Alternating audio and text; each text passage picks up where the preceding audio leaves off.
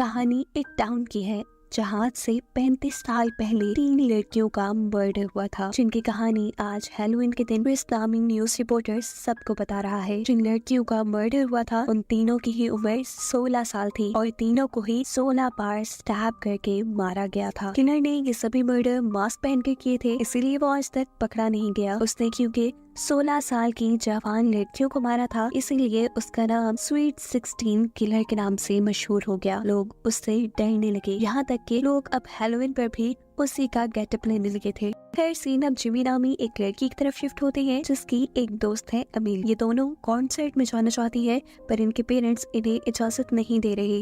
हालांकि वो ये बात जानते भी हैं कि जिमी को सेल्फ डिफेंस आता है, वो कराटे चैंपियन है, पर उसके पेरेंट्स के डरने की वजह उनके दिल में बैठा हुआ पुराना खौफ है। पता चलता है कि जिन लड़कियों के मर्डर की कहानी हमने सुनी है वो अमेलिया और जिमी के पेरेंट्स की क्लास फेलोज थी। पर इस वक्त जिमी के डैड ये फैसला करते हुए इस लड़ाई को खत्म करते हैं कि वो खुद जिमी और अमेलिया को कॉन्सर्ट में लेकर जाएंगे। पीछे घर पर अब जिमी की मॉम अकेली थी, जहाँ पहले उनसे कुछ बच्चे हैलोवीन का गिफ्ट लेने के लिए आते हैं और फिर स्वीट 16 किलर के फेस में एक आदमी। इसे गिफ्ट्स या कैंडी नहीं चाहिए थी, बल्कि इसे तो जिमी की मॉम की जान चाहिए थी। वक्त रहते ही जिमी की मॉम दरवाजे को लॉक करते हुए जल्दी से पुलिस को इन्फॉर्म करती है और इतने में किलर भी दरवाजे का लॉक खोल के घर के अंदर आ जाता है। अब पैम यानी जिमी की मॉम ड्रॉ के अंदर से एक गन निकालती है किलर को मारने के लिए, लेकिन किलर यहाँ गन पकड़कर उनके ऊपर हमला करना शुरू कर देता है। जहाँ पैम अपना अच्छा सेल्फ डिफेंस कर रही थी क्योंकि वो खुद भी एक कराटे चैंपियन थी। अपने ऊपर हावी होते हुए किलर को एक जोरदार झटके से साइड पे गिराते हुए पैम जल्दी से किचन में जाकर एक नाइफ निकाल लेती है और किलर को बताती है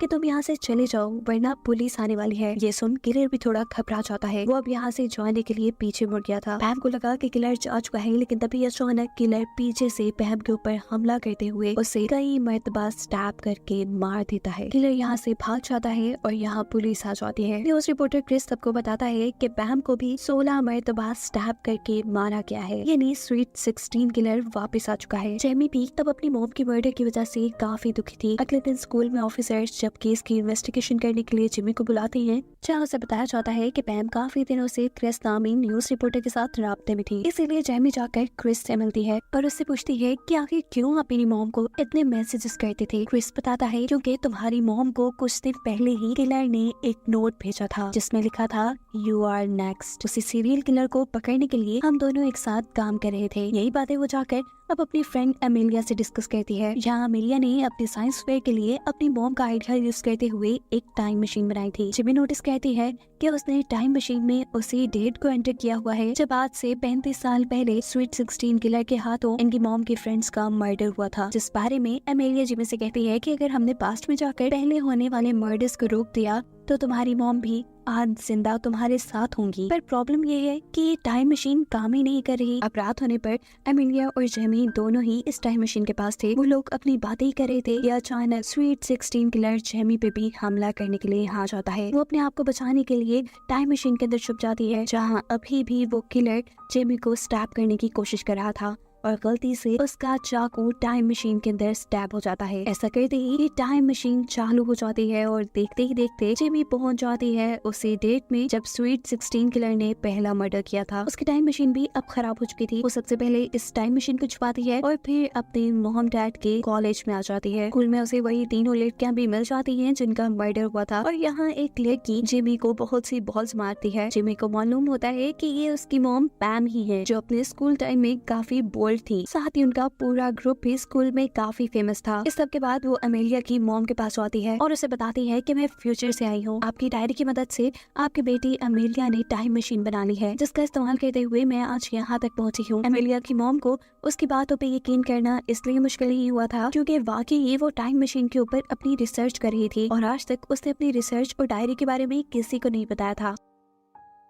जेमी अमेलिया की मॉम को बताती है कि आज रात आपके ग्रुप की 3 लड़कियों का मर्डर हो जाएगा और साथ में काफी सालों बाद वही किलर मेरी मॉम को भी मारेगा। मैं बस ये सारी चीजें ठीक करने के लिए यहाँ आई हूँ। जेमी अमेलिया की मॉम को अब अपनी टाइम मशीन के पास लेकर आती है और बताती है कि पहले तो ये टाइम मशीन काम नहीं कर रही थी और फिर जब किलर ने मुझे मारने की कोशिश की तो गलती से उसका चाकू इस टाइम मशीन में स्टैब हो गया और फिर अचानक ये मशीन चल पड़ी। अमेलिया की मॉम बताती है कि इसमें सिर्फ एक कंडक्टर की कमी थी जो इस चाकू ने पूरी कर दी और ऐसे ही ये चल गई। और अब अमेलिया की मॉम उसकी खराब हुई टाइम मशीन को ठीक करने लग जाती हैं, क्योंकि इसी के जरिए तो जेमी ने अपनी टाइम में वापस आना था। जेमी के टाइम में यानी फ्यूचर में दिखाया जाता है कि जेमी के गायब होने पर उसके डैड के साथ बहुत से लोग परेशान हैं। पुलिस ऑफिसर्स भी उसे ढूंढने की कोशिश में है, जहां अमेलिया ऑफिसर्स को बताती है कि जेमी मेरी बनाई टाइम मशीन के जरिए पास्ट में जा चुकी है, सिवाय न्यूज रिपोर्टर क्रिस के। यहाँ पास्ट में दिखाया जाता है कि अमेलिया की मोम और जिमी अब उस पार्टी में आई है जहाँ पर पहला मर्डर होगा। वो यहाँ आकर पैम यानी अपनी मोम के ग्रुप को बताती है कि आप लोग संभल के रहें, आप लोग के इर्द गिर्द खतरा है। पर ये लोग तो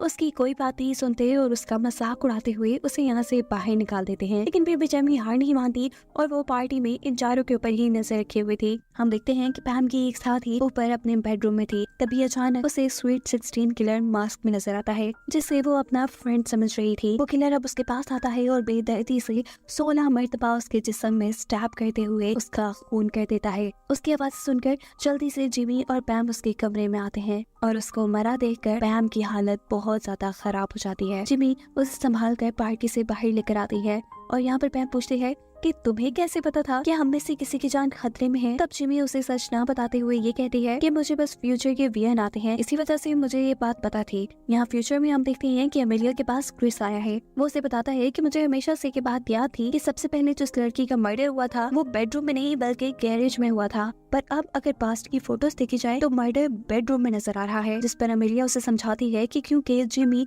फ्यूचर से पास्ट में गई है, हो सकता है कि इसीलिए पास्ट बदल गया हो। यही पास्ट की फोटोज में अमेलिया को जिमी भी नजर आती है और कुछ ही देर बाद उसे जिमी का एक मैसेज भी मिलता है, जिसमें उसने लिखा था कि तुम्हारी टाइम मशीन के अंदर एक कंडक्टर की कमी थी। जिसके बाद अमेलिया दोबारा टाइम मशीन बनाने में लग जाती है। पास्ट में हमें दिखाया जाता है कि जिमी अपनी मॉम के ग्रुप के साथ है। सभी अपनी फ्रेंड की मर्डर की वजह से उदास हैं और यहाँ जिमी उन्हें आइडिया देती है एक पार्टी करने का, यहाँ से कहीं दूर जाकर। अब इसी टाइम उनकी क्लास स्टार्ट हो जाती है और जिमी यहाँ एक ऐसे लड़की के पास बैठती है जिसकी राइटिंग उसे बिल्कुल अपनी मॉम की किलर की राइटिंग जैसी लग रही थी। अब अगले दिन ये लोग पार्टी करने के लिए जिस घर में आए थे, जेमी देखती है कि ये वही घर है जहाँ पे दूसरा मर्डर हुआ था। पैम के ग्रुप ने यहाँ पे अपने दूसरे फ्रेंड्स को भी बुलाया हुआ था। सभी स्विमिंग पूल में काफी एंजॉय कर रहे थे, जबकि दूसरी तरफ जेमी काफी परेशान थी क्योंकि किलर का अभी तक उसे कोई सुराग नहीं मिला था। आज जिस लड़की का असल में मर्डर होना था उसके रूम में पैम की एक दूसरी फ्रेंड लेटी हुई थी, जहाँ किलर अब उसे मारने के लिए आ जाता है। वो उससे बचने के लिए वहाँ से भागती है और सभी को उसका शोर सुनाई दे जाता है।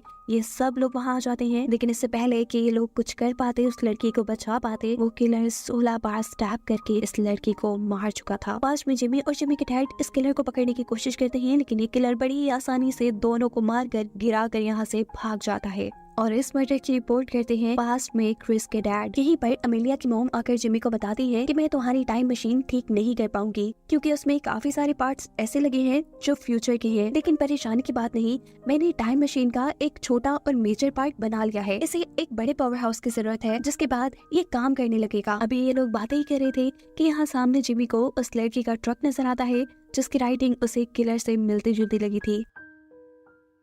वो सब कुछ छोड़ छाड़ कर उस लड़की का ट्रक चेक करने के लिए जाती है, लेकिन यहाँ पर तो खिलौने के अलावा कुछ भी नहीं था और वो लड़का भी काफी डरा सहमा था। वो जब यही बातें कर रहे होते हैं तो यहाँ पर डॉग नाम का एक आदमी आता है जो भी पैम का एक क्लास फेलो है। वो उससे कहता है कि अगर कोई भी मुश्किल हो तो तुम मुझे बताना, मैं एक कराटे चैंपियन हूँ और सब कुछ बड़ी आसानी से सॉल्व कर लेता हूँ। इसके बाद दोबारा जिमी अमेलिया के मॉम के पास जाती है जो अभी भी अपनी टाइम मशीन के लिए बड़ा पावर हाउस ढूंढ रही थी। जब जिमी को वहाँ पर एक झूला नजर आता है जो एक परफेक्ट पावर हाउस का काम कर सकता था। ये लोग अब झूले के पास जाकर उसके कंट्रोलर से कहते हैं कि आपके झूले में कोई खराबी है और हम उसे ठीक करना चाहते हैं, अगर आप इजाजत दे तो। इस झूले वाला भी मान जाता है और वहाँ से खड़ा होकर बाहर निकल जाता है और अमेलिया की मॉम अब उस टाइम मशीन को इस पावर हाउस के साथ कनेक्ट करना शुरू कर देती है। दूसरी तरफ जिमी अब पैम के ग्रुप से मिलती है और उन्हें बताती है कि कल जिस लड़की का मर्डर हुआ फ्यूचर टाइम के मुताबिक उसका मर्डर आज होने वाला था, जबकि किलर ने कल दूसरी लड़की को मारना था। अब क्योंकि वो अपने सही टारगेट को नहीं मार पाया, इसीलिए आज वो इस लड़की को मारने के लिए वापस जरूर आएगा। अगर हम सब लोग मिलकर काम करें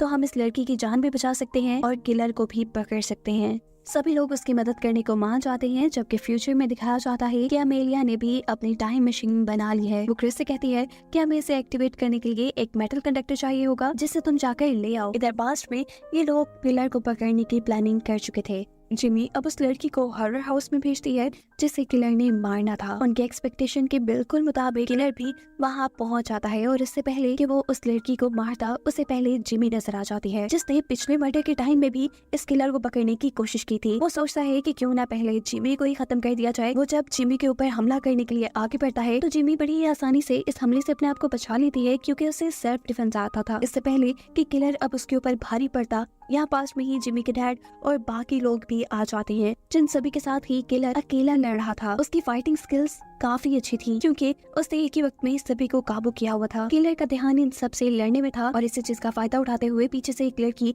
एक बड़ी सी स्टिक उसके सीने में स्टैब करके उसे मार देती है। फाइनली अब किलर मर चुका था। ये लोग किलर का मास्क उतार कर देखते हैं तो पता चलता है कि ये डॉग नाम का वही लड़का है जिसने पहले जिमी से बात की थी और उसे बताया था कि वो एक बहुत ही अच्छा कराटे चैंपियन है। लेकिन अब सवाल ये था कि इन्हीं का क्लास फेलो इन्हीं को क्यों मार रहा था। ये लोग डॉग के गले में पहना हुआ एक पेंडेंट देखते हैं जिसके अंदर एक लड़की की तस्वीर थी। पैम यानी जिमी की मॉम कहती है कि ये लड़की डॉग की फ्रेंड थी। वो काफी मोटी और अजीब दिखती थी, इसीलिए हम सारे उसे बुली किया करते थे।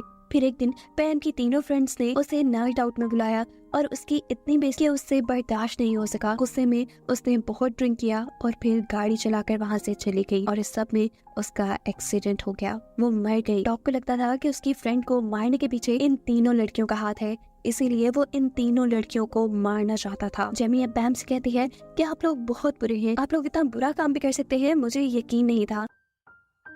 पैम कहती है नहीं मैं उस दिन पार्टी में भी नहीं थी। लेकिन जेमी उसकी कोई भी बात सुने बगैर वहाँ से बाहर चली जाती है। उसे अफसोस हो रहा था कि पैम जैसी बुरी लड़की उसकी मॉम है। अभी ये लोग यही बातें कर रहे होते हैं कि स्वीट 16 किलर के भेस में कोई और आदमी आकर पीछे से तीसरी लड़की को भी मार देता है, जिसकी जान अभी जेमी ने बचाई थी। इसे देखकर ये सब लोग डर जाते हैं और जेमी बताती है कि असली किलर को हम मार चुके हैं। मुझे लगता है कि ये किलर फ्यूचर से आया है अमेलिया की टाइम मशीन का इस्तेमाल करते हुए। यहाँ सीन कट होकर दिखाया जाता है कि फ्यूचर में अमेलिया का मर्डर हो चुका था। यहाँ पास्ट में दिखाया जाता है कि फ्यूचर से आए हुए इस किलर ने जाकर पास्ट के टाइम रिपोर्टर को यानी क्रिस के डैड को भी मार दिया था। इसी सारी अफरा तफरी के अंदर अमेलिया की मॉम टाइम मशीन को एक्टिवेट कर देती है और जेमी से कहती है कि तुम तो एटलीस्ट अपने टाइम में वापस जाओ, अगर तुम्हें यहाँ कुछ हो गया तो सब कुछ बर्बाद हो जाएगा। जेमी टाइम मशीन के अंदर आ जाती है और किलर उसे भी मारने के लिए टाइम मशीन में आ जाता है। वो यहाँ जिमी को मार ही देता, पर इतने में पैम यहाँ पे आती है और वो पीछे से किलर का गला पकड़ लेती है। किलर ने एक ही झटके में पैम से अपनी जान छुड़वा ली थी। अब ये दोनों किलर से लड़ने की कोशिश में थी, लेकिन किलर इन दोनों से ज्यादा ताकतवर था। जिस झूले के अंदर इन्होंने टाइम मशीन लगाई हुई थी, टाइम मशीन के एक्टिवेट होने की वजह से ये झूला बहुत ही तेजी से घूमने लगा था और इसकी वजह से ये सारे लोग अब पीछे जा लगे थे। यहाँ तक कि ये लोग हिल भी नहीं पा रहे थे, पर ये किलर किसी तरह आहिस्ता आहिस्ता सरफेस के साथ साथ चलते चलते पैम तक पहुँच जाता है। इससे पहले कि वो पैम को स्टैब कर देता, यहाँ जिमी वक्त रहते ही इस झूले का दरवाजा खोल देती है, जिसकी वजह से पैम यहाँ से बाहर गिर चुकी थी। दरवाजे के खुलने की वजह से हवा के प्रेशर के जरिए किलर का मास्क भी उतर जाता है, जिसकी वजह से हम किलर का चेहरा देख पाते हैं, जो कोई और नहीं बल्कि फ्यूचर से आया न्यूज रिपोर्टर क्रिस ही है। उसने फ्यूचर में अमेलिया की टाइम मशीन का इस्तेमाल किया था और वो यहाँ पर आ गया। फ्यूचर में उसी ने ही जिमी की मॉम यानी पैम को भी मारा था, ताकि स्वीट 16 की कहानी कंटिन्यू रहे। लोग इस कहानी को आहिस्ता आहिस्ता भूलते जा रहे थे, पर क्रिस तो हर मर्तबा इसी कहानी की ब्रॉडकास्ट करके पैसे कमाता था। जिमी पूछती है कि आखिर तुमने अपने डैड को क्यों मारा, जिस पर क्रिस बताता है कि उन्होंने मेरा कभी ख्याल नहीं रखा, इसलिए मैंने उन्हें मार दिया। इससे पहले कि इस टाइम मशीन के अंदर अब जिमी मारी जाती, जिमी एक नेल गन का इस्तेमाल करते हुए क्रिस को ही मार देती है और दिखाया जाता है कि फाइनली अब जिमी पहुंच चुकी है अपने टाइम के अंदर। घर आने पर वो देखती है कि उसके मॉम डैड दोनों सही सलामत थे, यानी उसने फाइनली पास्ट को चेंज करके अपनी मॉम की जान बचा ली थी। यहाँ पर अब अमेलिया की मॉम जिमी से मिलती है और उसे एक साइड में ले जाकर बताती है कि मैं आज बहुत नर्वस थी, मैं जानती थी कि आज ही टाइम मशीन तुम्हें इस टाइम में लेकर आएगी और मैं नर्वस इसलिए थी कि अगर उस टाइम मशीन के अंदर से किलर भी निकला तो क्या होगा, इसीलिए तो मैंने अपने पास एक गन भी छुपा ली थी। वो अब जिमी को एक बुक देती है जिसके अंदर वो सारी चीजें रखी हुई थी जो उसके पास्ट में जाने की वजह से इस टाइम में चेंज हो गई थी। या इस टाइम में यानी फ्यूचर में जिमी का एक भाई भी है जिसका नाम उसके पेरेंट्स ने जिमी रखा था और असल में जिमी का नाम अब चेंज हो चुका था। और यही सब बताते हुए ये कहानी यहाँ पे खत्म हो जाती है।